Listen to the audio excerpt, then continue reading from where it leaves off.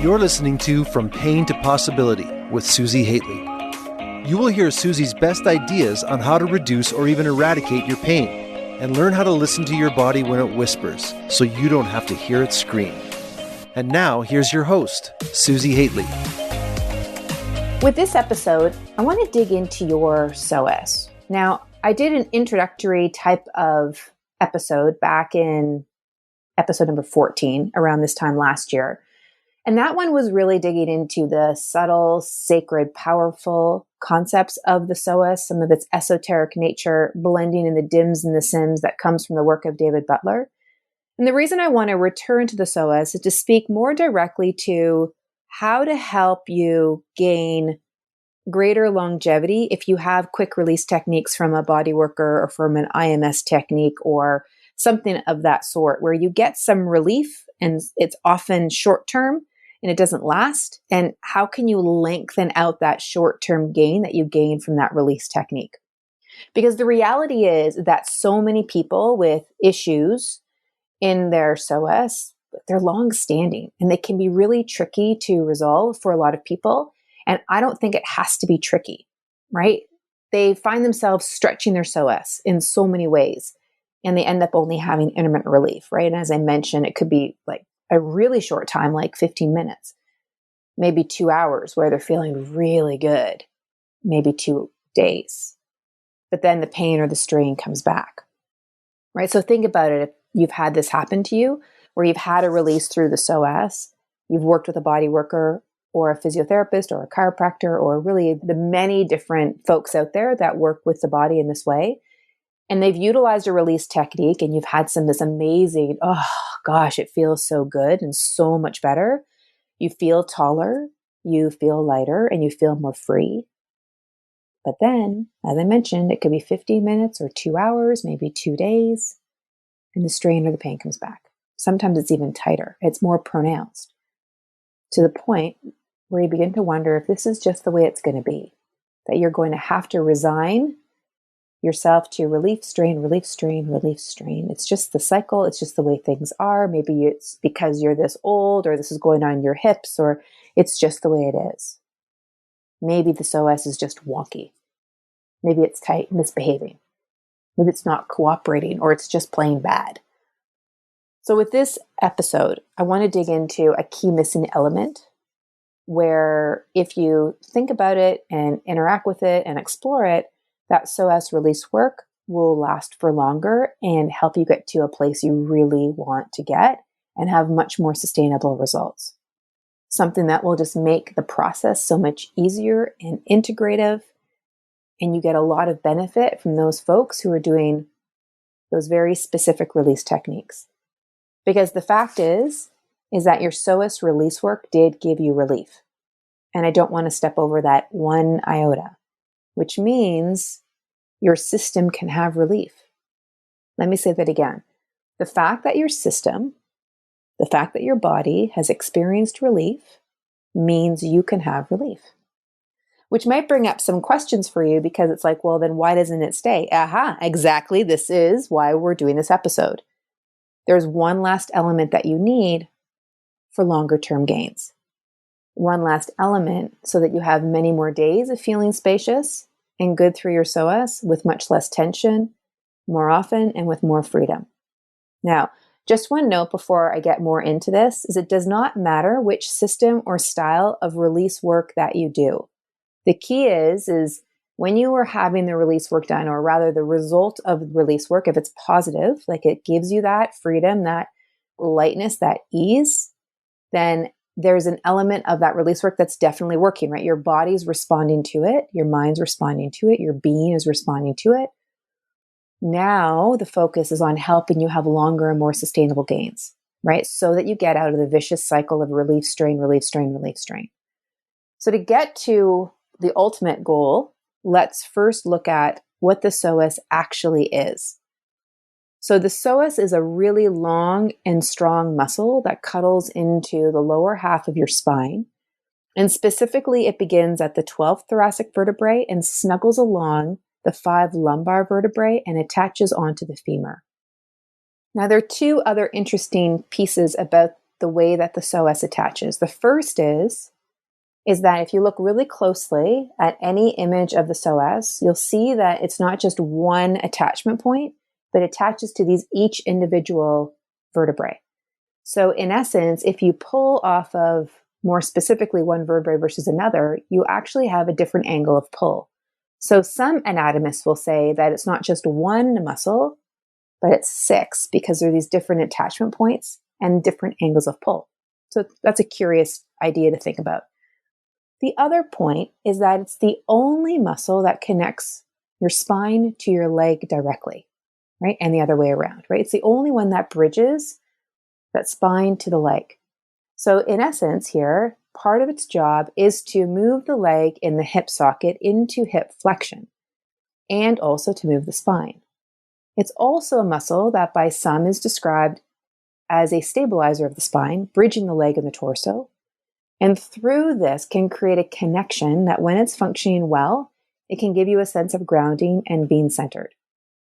It's also a big reason why psoas release work is often a short-term fix and not a long-term sustainable change. Part of a muscle's job is to absorb external and internal loads to move our bones and in turn move ourselves about in daily life. Now, when I say load, I want you to think about standing on a scale.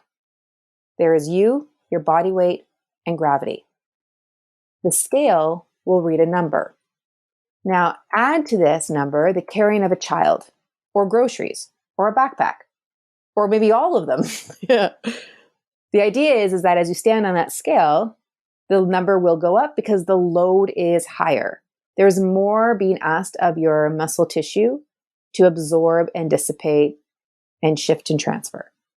So now jump or run on the scale. And again, the number will go up because the force is higher, the load is higher.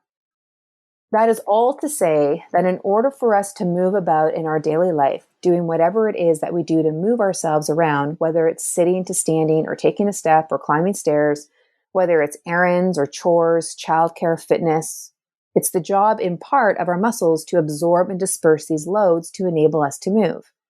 And if for whatever reason that muscle tissue does not have the capacity or the bandwidth to be able to sustain the loads or to absorb the stresses or to dissipate, then its capacity is going to be reduced. Its abilities is going to be reduced.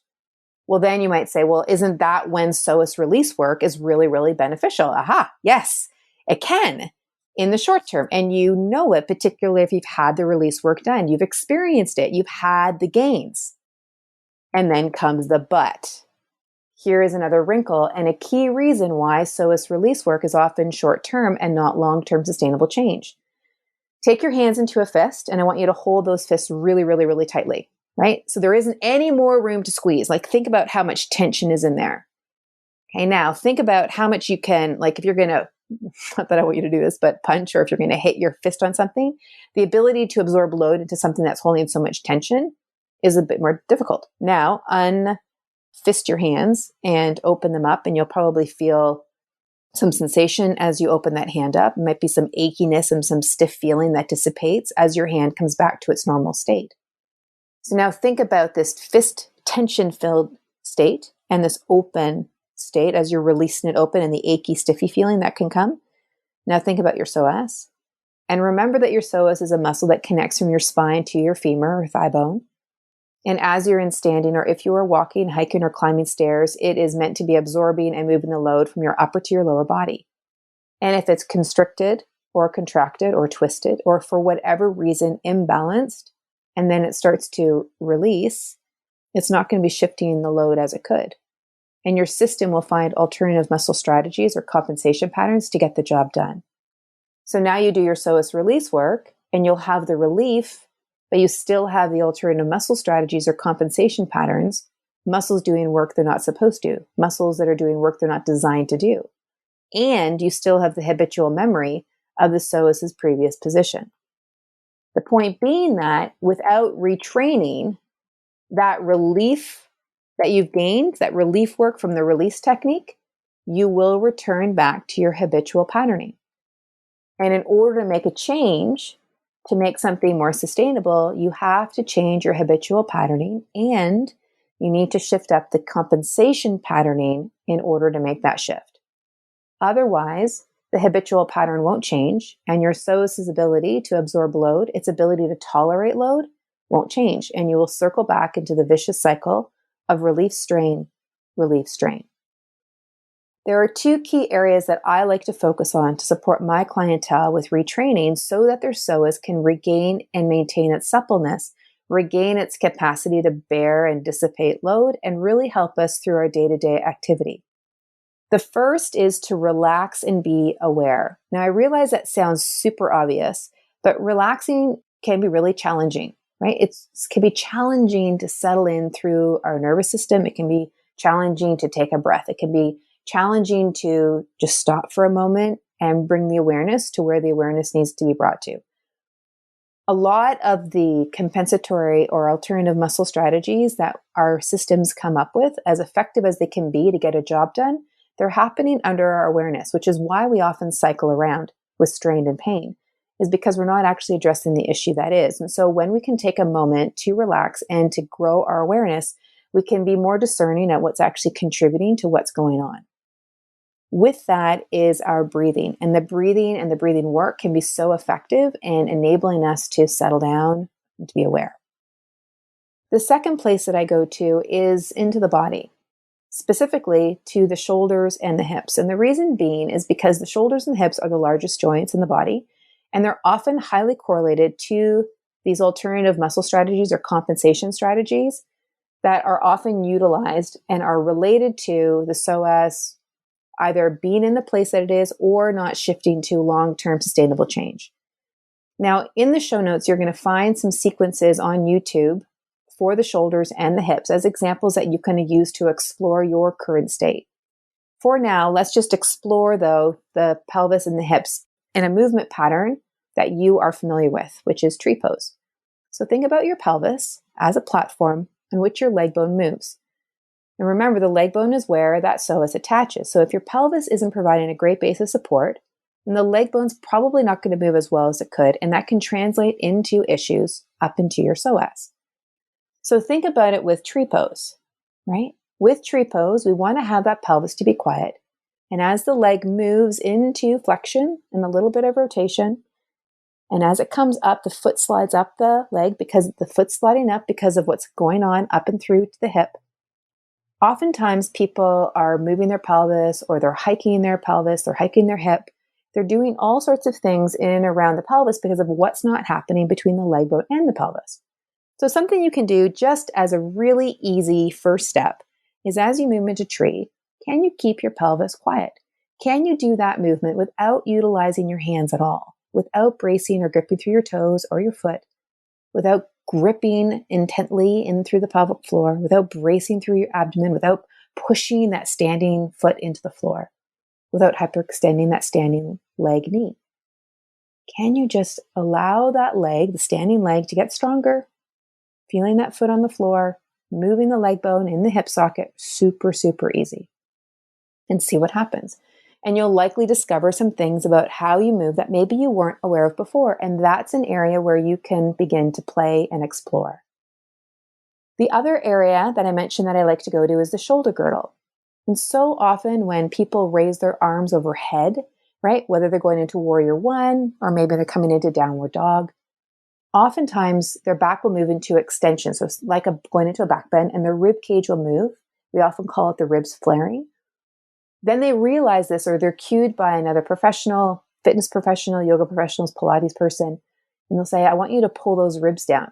And then what ends up happening is in the act of pulling the ribs down, there is more tension that's developed in the upper part of their abdomen. Well, guess where your psoas attaches?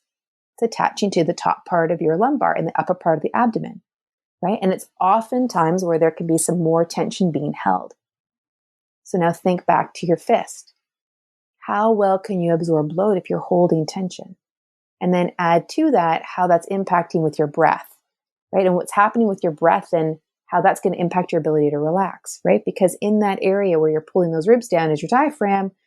And if you don't let that diaphragm move, then your ability to breathe becomes a bit more limited. So the bottom line here is this, that the release work that you're doing with your physio or massage therapist, your osteopath, your chiro, craniosacral therapist, or really anybody out there who's doing the work around some psoas release, it's good work, particularly and specifically if you're actually getting benefit from it. Like if you are getting some relief, it means that your body can release, which is good.